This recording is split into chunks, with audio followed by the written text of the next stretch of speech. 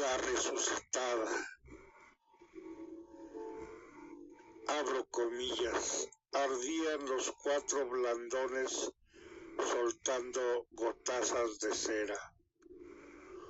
Un murciélago, descolgándose de la bóveda, empezaba a describir torpes curvas en el aire. Una forma negruzca, breve, se deslizó al ras de las losas y trepó con sombría cautela por un pliegue del paño mortuorio. En el mismo instante abrió los ojos Dorotea de Guevara, yacente en el túmulo. Bien sabía que no estaba muerta, pero un velo de plomo, un candado de bronce le impedía ver y hablar. Oía, eso sí, y percibía, como se percibe entre sueños, lo que con ella hicieron al lavarla y amortajarla. Escuchó los gemidos de su esposo y sintió lágrimas. Las lágrimas de sus hijos en sus mejillas blancas y yertas. Y ahora, en la soledad de la iglesia cerrada, recobraba el sentido y la sobrecogía el mayor de los espantos. No era pesadilla, sino realidad. Ahí en el féretro, ahí los cirios y ella misma envuelta en un blanco sudario. Al pecho el escapulario de la Merced. Incorporada ya, la alegría de existir se sobrepuso a todo.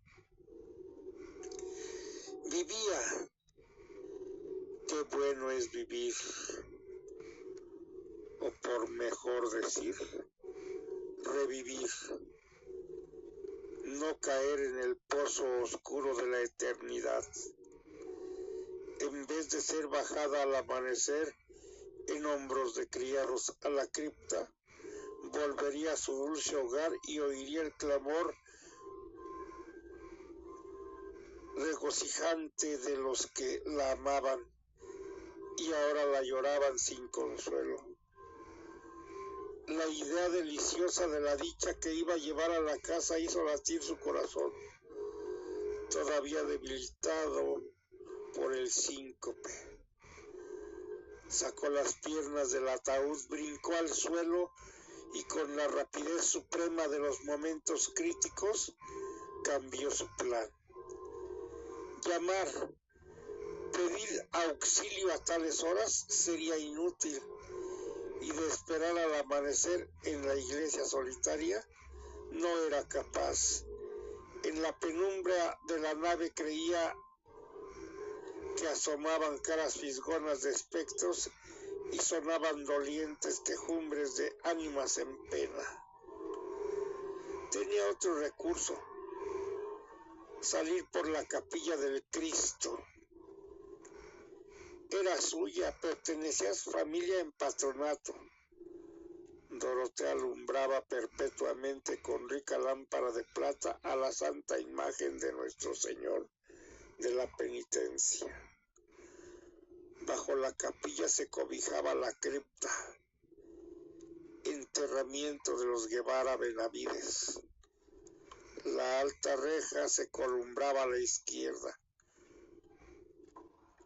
afiligranada, tocada a techos de oro rojizo rancio. Dorotea elevó desde su alma una deprecación fervorosa al Cristo. Señor, que encontrase puestas las llaves, y las palpó. Ahí colgaban las 3, el manojo, la de la propia verja, la de la cripta, a la cual se descendía por un caracol dentro del muro, y la tercera llave, que abría la portezuela oculta entre las tallas del retablo y daba a estrecha calleja. donde erguía su fachada infanzona el caserón de Guevara, flanqueado de torreones. Por la puerta excusada entraban los Guevara a oír misa en su capilla, sin cruzar la nave. Dorotea abrió, empujó. Estaba fuera de la iglesia. Estaba libre. 10 pasos hasta su morada. El palacio se alzaba silencioso, grave como un enigma. Dorotea cogió el aldabón, trémula, cual si fuese una mendiga que pide hospitalidad en una hora de desamparo. ¿Esta casa es mi casa? En efecto, pensó al secundar el aldabonazo firme. Al tercero se oyó ruido dentro de la vivienda, muda y solemne, envuelta en su recogimiento como en la larga faldamenta de luto. Y resonó la voz de Pedralbar, el escudero, quien refunfuñaba. ¿Quién llama a estas horas? Que comido le vea yo de perros. Abre, Pedralbar, por tu vida. Soy tu señora, soy doña Dorotea de Guevara. Abre presto. Váyase enhoramala el borracho. Si salgo a fe que el ensarte. Soy doña Dorotea, abre, ¿no me conoces en el hablar? Un reniego enronquecido por el miedo contestó nuevamente. En vez de hablar, Pedralbar subía la escalera otra vez. La resucitada pegó 2 aldabonazos más. La austera casa pareció reanimarse. El terror del escudero corrió a través de ella como un escalofrío por un espinazo. Insistía el aldabón y en el portal se escucharon taconazos, corridas y cuchicheos. Rechinó al fin el claveteado portón, entreabriendo sus 2 hojas, y un chillido agudo salió de la boca sonrosada de la doncella Lucigüela, que elevaba un candelabro de plata con vela encendida y lo dejó caer de golpe. Se había encarado con su señora, la difunta, arrastrando la mortaja y mirándola de hito en hito. Pasado algún tiempo, recordaba Dorotea, ya vestida de acuchillado terciopelo genovés, trenzada la crecha con perlas y sentada en un sillón de almohadones al pie del ventanal, que también Enrique de Guevara, su esposo, chilló al reconocerla. Chilló y retrocedió. No era de gozo el chillido, sino de espanto. De espanto.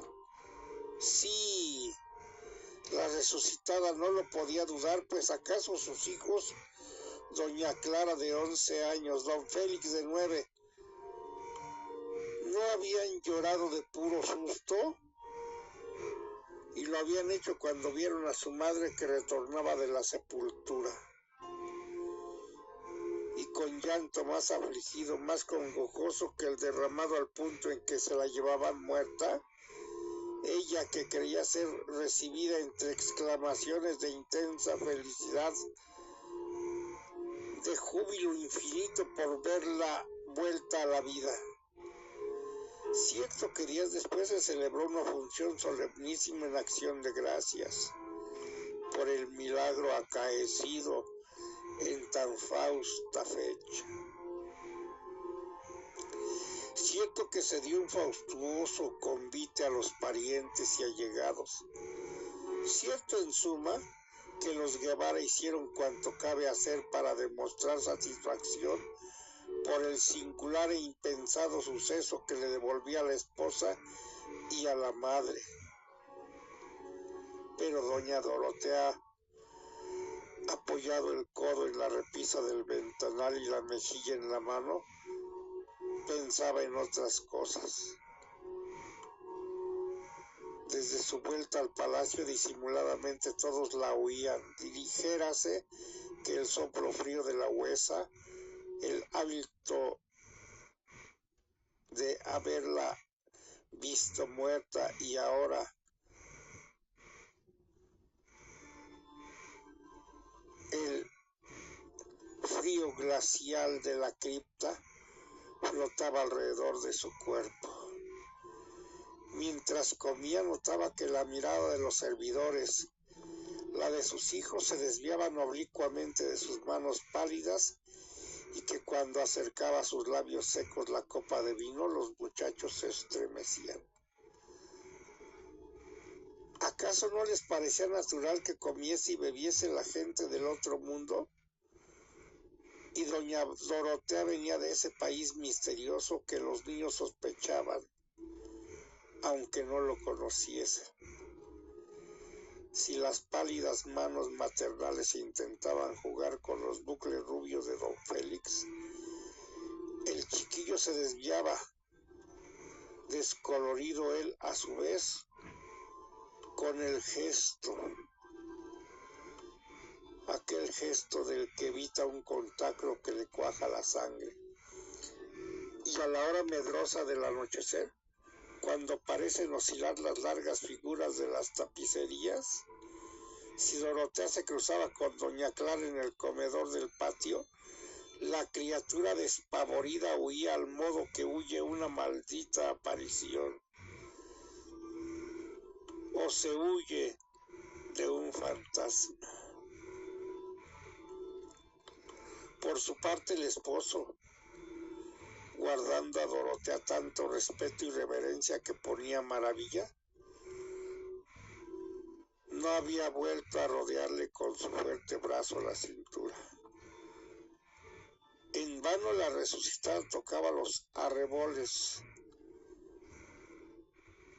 y los depositaba en sus mejillas.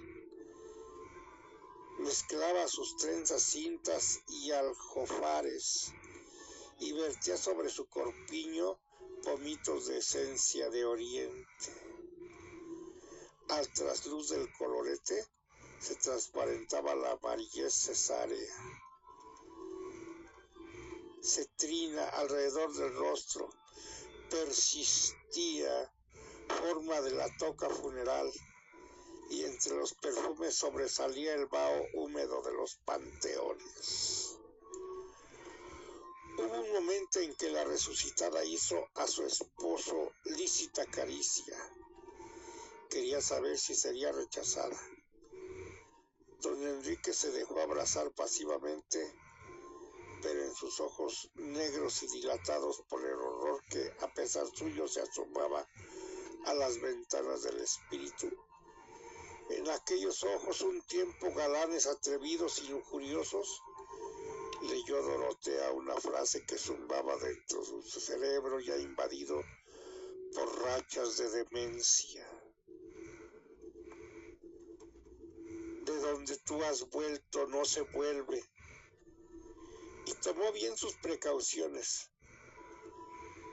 El propósito debía realizarse por tal manera que nunca se supiese nada. Secreto eterno, se procuró el manojo de llaves de la capilla y mandó fabricar otras iguales a un mozo herrero que partía con el tercio a Flandes al día siguiente. Ya en poder de Dorotea las llaves de su sepulcro, salió una tarde sin ser vista. Cubierta con un manto, se entró en la iglesia por la portezuela. Se escondió en la capilla del Cristo y al retirarse el sacristán cerrando el templo, Dorotea bajó lentamente a la cripta, alumbrándose con un cirio prendido en la lámpara. Abrió la mohosa puerta, cerró por dentro y se tendió, apagando antes el cirio con el pie. Había retornado al único lugar en que nunca sería despreciada, el único lugar en que no provocaría espanto,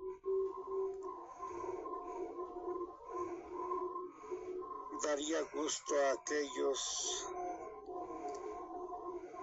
que ya la contaban entre los muertos. Cierro comillas. Gracias por su preferencia. Que ustedes la pasen excelente.